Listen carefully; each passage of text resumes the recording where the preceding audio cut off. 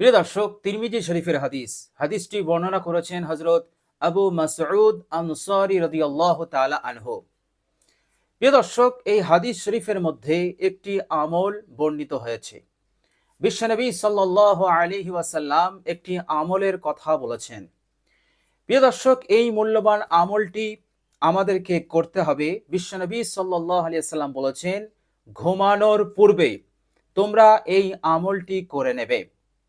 যে কেউ এই মূল্যবান আমলটি ঘুমানোর আগে করবে, বিশ্বনবী সাল্লাল্লাহু আলাইহি ওয়াসাল্লাম বলেছেন, কাফাতাহু, এই আমল তার জন্য যথেষ্ট হয়ে যাবে। বলুন সুবহানাল্লাহ। প্রিয় দর্শক, এর মতলব হচ্ছে আমরা যদি এই আমলটি করি তাহলে এই আমলের যে উপকারিতা, যে ফজিলত আছে, সেটা হচ্ছে আল্লাহ সুবহানাহু ওয়া তাআলা এই দুনিয়ার জিন্দগির যাবতীয় বিপদ আপদ মুসিবত হতে আল্লাহ পাক আপনাকে হেফাজতে রাখবেন, আপনাকে নিরাপদে রাখবেন।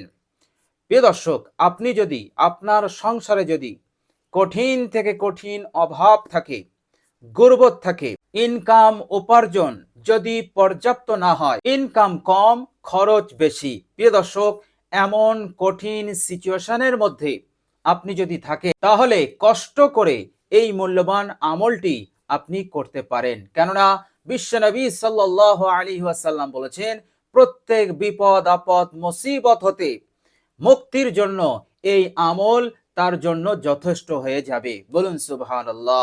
প্রিয় দর্শক, এছাড়াও আপনি যদি দুনিয়ার আর অন্য কোনো মুসিবত বা পেরেশানিতে বা অশান্তির মধ্যে থাকেন, ইনশাআল্লাহ সুম্মা ইনশাআল্লাহ এই আমল যথেষ্ট হয়ে যাবে সেইগুলো হতে মুক্তি পাওয়ার জন্য। বলুন সুবহানাল্লাহ। প্রিয় দর্শক, শুধু তাই নয়, আপনার মনের আশা আকাঙ্ক্ষাও আল্লাহ রাব্বুল আলামিন পূরণ করে দেবেন। বলুন সুবহানাল্লাহ। প্রিয় দর্শক, রিজিকে আল্লাহ রাব্বুল আলামিন বরকত দান করবেন। আল্লাহ রাব্বুল আলামিন দায়ে বায়ে সামনে পিছনে সমস্ত দিক হতে আল্লাহ রাব্বুল আলামিন বৃষ্টির মতো করে আল্লাহ পাক বরকত নাজিল করে দেবেন। বলুন সুবহানাল্লাহ। প্রিয় দর্শক, শুধু তাই নয়, এই মূল্যবান আমলটি করে আপনি যদি ঘুমান, আল্লাহ রাব্বুল আলামিন সারা রাত তাহাজ্জুদ পড়ার সওয়াব আল্লাহ পাক আপনাকে দান করে দেবেন। বলুন সুবহানাল্লাহ। প্রিয় দর্শক, সারা রাত তাহাজ্জুদ পড়া এটা কোনো সহজ ব্যাপার নয়।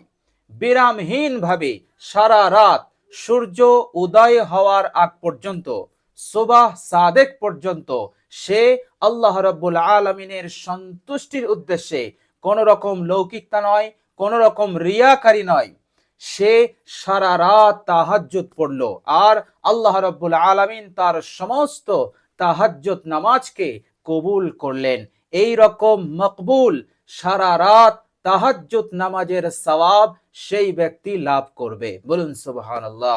যদি এই ছোট্ট আমলটি করে সে ঘুমাতে পারে। বলুন সুবহানাল্লাহ।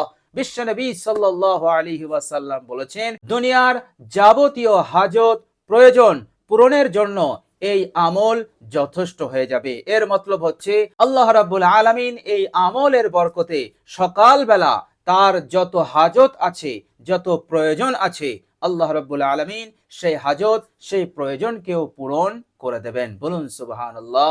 প্রিয় দর্শক, আল্লাহ রাব্বুল আলামিন বিপদ আপদ মুসিবত হতে শুধু আপনাকে মুক্তি দেবেন না, আল্লাহ রাব্বুল আলামিন আপনার হোল ফ্যামিলিকে আল্লাহ রাব্বুল আলামিন হেফাজতে রেখে দেবেন। বলুন সুবহানাল্লাহ। কেননা আপনার ফ্যামিলির, আপনার পরিবারের কোনো সদস্যর যদি কোনো বিপদ আসে বা সে যদি কোনো পেরেশানির মধ্যে পড়ে, তাহলে এই পেরেশানিটা আপনারও পেরেশানি, কেননা সে আপনার পরিবারের সদস্য।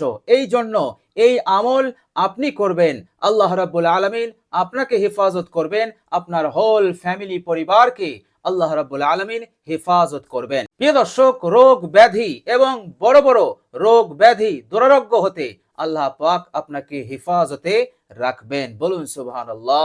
প্রিয় দর্শক, আর যদি কেউ অসুস্থ থাকেন, কেউ রোগে আক্রান্ত থাকেন, আপনি হন অথবা আপনার পরিবারের অন্য কোনো সদস্য, প্রিয় দর্শক, আমলটি ইখলাসের সহিত করুন। ইনশাআল্লাহ সুম্মা ইনশাআল্লাহ আল্লাহ পাক রহম করবেন এবং আল্লাহ রাব্বুল আলামিন ওই রোগ হতে, ওই ব্যাধি হতে আল্লাহ পাক শিফা দান করবেন। বলুন সুবহানাল্লাহ। প্রিয় দর্শক, খুবই গুরুত্বপূর্ণ, খুবই মহত্বপূর্ণ এই আমল। প্রিয় দর্শক, হযরত আবু মাসউদ আল আনসারী রাদিয়াল্লাহু তাআলা আনহু তিনি বলছেন যে রাসূলুল্লাহ সাল্লাল্লাহু আলাইহি ওয়াসাল্লাম বলেছেন, মান ক্বারাআল আয়াতাইন, যে ব্যক্তি দুটি আয়াত পাঠ করবে, ফি কুল্লি লাইলাতিন, প্রত্যেক রাতে ঘুমানোর আগে যে ব্যক্তি দুটি আয়াত তেলাওয়াত করবে, কাফাতাহু, এই আমল তার জন্য যথেষ্ট হয়ে যাবে। বলুন সুবহানাল্লাহ। প্রিয় দর্শক, আমলটি হচ্ছে পবিত্র কোরআনুল কারীমের মাত্র দুটি আয়াত তেলাওয়াত করা। বলুন সুবহানাল্লাহ। কোরআনুল কারীম এমনিতেই একটি মুআজিজামূলক কিতাব, একটি অলৌকিক কিতাব। কেননা যেদিন কোরআনুল কারীম এই দুনিয়ার বুকে বিশ্বনবী সাল্লাল্লাহু আলাইহি ওয়াসাল্লামের উপর নাজিল হয়েছে, সেদিন হতেই কোরআন গোটা পৃথিবীর সামনে চ্যালেঞ্জ ছুড়ে দিয়েছে যে আমি হচ্ছি কালামুল্লাহ, আল্লাহ রাব্বুল আলামিনের কালাম। সুতরাং এর মধ্যে তোমরা কোনো ভুল ত্রুটি খুঁজে পাবে না। যদি তোমাদের সাহস থাকে তাহলে আমার সঙ্গে চ্যালেঞ্জ করো এবং আমার চাইতে ভালো আয়াত বানিয়ে নিয়ে এসো। প্রিয় দর্শক, কেউ চ্যালেঞ্জ গ্রহণ করেননি, কিন্তু একজন চ্যালেঞ্জ গ্রহণ করেছিল। ইতিহাসের মধ্যে লেখা আছে সেই ব্যক্তিটি সবচাইতে বড় সাহিত্যিক মানুষ ছিলেন। আরবে তার বাড়ি, বিশ্বনবী সাল্লাল্লাহু আলাইহি সাল্লামের জমানার লোক। তিনি চ্যালেঞ্জ গ্রহণ করেছিলেন, কেননা তিনার মধ্যে কনফিডেন্স ছিল, বিশ্বাস ছিল। এ যাবৎ পর্যন্ত যেখানেই সে গেছে প্রতিযোগিতায়, সাহিত্য চর্চায়, সে ফার্স্ট হয়েছে, 1 নম্বরে এসেছে। গোটা পৃথিবীর কোনো সাহিত্যিক তার সঙ্গে মোকাবেলা করতে পারেনি। এই জন্য সে নিজের ওপরে কনফিডেন্স ছিল, তার নিজের ওপরে বিশ্বাস ছিল। সে ভেবেছিল এই চ্যালেঞ্জ আমি গ্রহণ করব এবং কোরআনের চাইতেও আমি একটি ভালো আয়াত, ভালো কবিতা আমি বানিয়ে দেখিয়ে দেব। প্রিয় দর্শক, চ্যালেঞ্জ গ্রহণ করলো। 1 মাস সময় নিল। গোটা আরবের মানুষ অপেক্ষায় রয়েছেন সেই দিনটা দেখবে, যেই দিন কোরআন পরাজিত হবে আর আমরা জয়ী হব। প্রিয় দর্শক, 1 মাস অতিবাহিত হওয়ার পর সেই বিশ্ববিখ্যাত কবি যখন সে কাবা শরীফের চত্বরে আসলো, তখন গোটা মক্কাওয়ালা কাবা শরীফের চত্বরে সকলেই দাঁড়িয়ে আছে, অপেক্ষা করছে, দেখা যাক আজ কি হয়। এরপর সেই বিশ্ববিখ্যাত কবি যখন তার বানানো কবিতা কাবা শরীফের দেওয়ালে ঝুলিয়ে দিল, সকলেই অবাক হয়ে গেল। দুশমনরা মাথা নিচু করলো, কেননা সেখানে লেখা ছিল, তিনি লিখেছেন যে কোরআনুল কারীম এমন একটি কিতাব, যে কিতাব কোনো মানব রচিত নয়।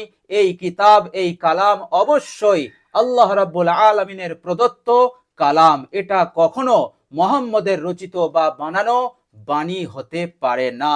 এই কালিমা, এই কবিতা লিখে তিনি কাবা শরীফের দেওয়ালে ঝুলিয়ে দিয়েছিলেন। তিনি কোরআনুল কারীমের সামনে নত স্বীকার করেছিলেন। তিনি স্বীকার করে নিয়েছিলেন যে কোরআন এটা কোনো মানব রচিত কিতাব নয়, মানব রচিত কালাম নয়, অবশ্যই এটা আল্লাহ রাব্বুল আলামিনের কালাম। এর সঙ্গে চ্যালেঞ্জ করা পৃথিবীর কারো শক্তি নেই। বলুন সুবহানাল্লাহ। তো প্রিয় দর্শক, সেই পবিত্র কোরআনুল কারীম হতে দুটি আয়াত বিশ্বনবী সাল্লাল্লাহু আলাইহি ওয়াসাল্লাম তেলাওয়াত করতে বলেছেন। বিশ্বনবী সাল্লাল্লাহু আলাইহি ওয়াসাল্লাম বলেছেন সেই মূল্যবান দুটি আয়াত হচ্ছে সূরাতুল বাকারার শেষ দুটি আয়াত। মিন আখিরি সূরাতিল বাকারা, সূরা বাকারার শেষ দুটি আয়াত। বিশ্বনবী সাল্লাল্লাহু আলাইহি ওয়াসাল্লাম বললেন, কোন ব্যক্তি যদি মনে করে, খেয়াল করে, যদি মুখস্থ অথবা দেখে তেলাওয়াত করতে পারে, ইনশাআল্লাহ সুম্মা ইনশাআল্লাহ, বিশ্বনবী বললেন কাফাতাহু, এই আমলটি তার জন্য যথেষ্ট হয়ে যাবে। বলুন সুবহানাল্লাহ। প্রিয় দর্শক, হযরত ওমর রাদিয়াল্লাহু তাআলা আনহু বলেছেন, এই দুনিয়ার বুকে যারা অত্যন্ত চালাক লোক, যারা ক্লেভার লোক, যারা খুব বিবেকমান, বুদ্ধিমান, তারা অবশ্যই এই দুটি আয়াত তেলাওয়াত করেই তারা শয়ন করবে। আর যারা বোকা, চেতনাহীন, তারা এই আয়াতটি তেলাওয়াত করতে অক্ষম হবে, অর্থাৎ এই দুটি আয়াত তেলাওয়াত করতে তারা অলসতা অবলম্বন করবে। প্রিয় দর্শক, হযরত ওমর রাদিয়াল্লাহু তাআলা আনহু পর্যন্ত এই আমলটির ওপর তিনি তাকিদ দিয়েছেন। সুতরাং আমাদের সকলেরই উচিত ঘুমানোর আগে সূরা বাকারার শেষ দুটি আয়াত তেলাওয়াত করে শোয়া। ইনশাআল্লাহ সুম্মা ইনশাআল্লাহ এই দুনিয়ার জিন্দেগিতে আল্লাহ রাব্বুল আলামিন যাবতীয় অমঙ্গল এবং খারাপি, বিপদ আপদ, মুসিবত, দুশ্চিন্তা, টেনশন, সব ধরনের খারাপি হতে আল্লাহ পাক হেফাজত করবেন এবং কিয়ামতের জিন্দেগিতেও আল্লাহ রাব্বুল আলামিন এই আমলের ওসিলাতে আমাদেরকে ভালো জায়গায় রাখবেন, আমাদেরকে ক্ষমার দৃষ্টিতে দেখবেন যখন আমাদের ক্ষমার প্রয়োজন হবে। কেননা কিয়ামতে একটা জিনিসেরই প্রয়োজন হবে, সেটা হচ্ছে ক্ষমা, সেটা হচ্ছে নাজাত। ক্ষমা না হলে আমি আপনি নাজাত কখনোই পাবো না। সুতরাং সেই দিন কঠিন প্রয়োজন হবে ক্ষমার। আল্লাহ রাব্বুল আলামিন সেই দিন আপনাকে ক্ষমার নজরে দেখবেন, বলুন সুবহানাল্লাহ। আর সেই দিনে আমাদের সকলকে পৌঁছাতেই হবে, এর মধ্যে কোনো সন্দেহ নেই। হাসরের ময়দানে আমাদের সকলকেই যেতে হবে। তো প্রিয় দর্শক, সেই দিনের জন্য চিন্তা ফিকির করে, সেই দিনের জন্য পাথেয় সংগ্রহ করার জন্য এই আমলটি আমাদের করা অত্যন্ত জরুরি। তো প্রিয় দর্শক, আমরা সকলেই চেষ্টা করব সূরাতুল বাকারার শেষ দুটি আয়াত তেলাওয়াত করে তারপরে রাতে ঘুমানো। প্রিয় দর্শক, সূরাতুল বাকারার শেষ দুটি আয়াত হচ্ছে বিসমিল্লাহির রহমানির রহিম। আমানার রাসূলু বিমা উনজিলা ইলাইহি মির রাব্বিহি ওয়াল মুমিনুন কুল্লুন আমানা বিল্লাহি ওয়া মালাইকাতিহি ওয়া কুতুবিহি ওয়া রুসুলিহি লা নুফাররিকু বাইনা আহাদিম মির রুসুলিহি ওয়া ক্বালু সামি'না ওয়া আতা'না গুফরানাকা রাব্বানা ওয়া ইলাইকাল মাসীর লা ইউকাল্লিফুল্লাহু নাফসান ইল্লা ওয়াসআহা লাহা মা কাসাবাত ওয়া আলাইহা মাকতাসাবাত রব্বানা লা তুআখিযনা ইন নাসিনা আও আখতানা রব্বানা ওয়া লা তাহমিল আলাইনা ইসরান কামা হামালতাহু আলাল লাযিনা মিন ক্বাবলিনা রব্বানা ওয়া লা তুহাম্মিলনা মা লা তাকাতা লানা বিহি ওয়া'ফু আন্না ওয়াগফির লানা ওয়ারহামনা আনতা মাওলানা ফানসুরনা আলাল কওমিল কাফিরিন। প্রিয় দর্শক, যারা কোরআনুল কারীম পড়তে জানেন অবশ্যই সূরা বাকারা খুলবেন, একেবারে 3 পাড়ায় চলে যাবেন, একেবারে শেষে সূরা বাকারার শেষ দুটি আয়াত আপনারা তেলাওয়াত করবেন। আর যদি কোরআনুল কারীম খুলে পড়তে আপনাদের অসুবিধা হয়, অর্থাৎ আপনারা তেলাওয়াত জানেন না, তাহলে তেলাওয়াত শিখুন, শেখার চেষ্টা করুন। যেহেতু কোরআনুল কারীম তেলাওয়াত না জানা এটা অত্যন্ত বদনসিব এবং দুর্ভাগ্যের বিষয়। এই জন্য কোরআন না জানলে কোরআন শেখার চেষ্টা নিন। তো প্রিয় দর্শক, আমরা সকলেই চেষ্টা করব সূরা বাকারার শেষ দুটি আয়াত তেলাওয়াত করে ঘুমানোর, ইনশাআল্লাহ।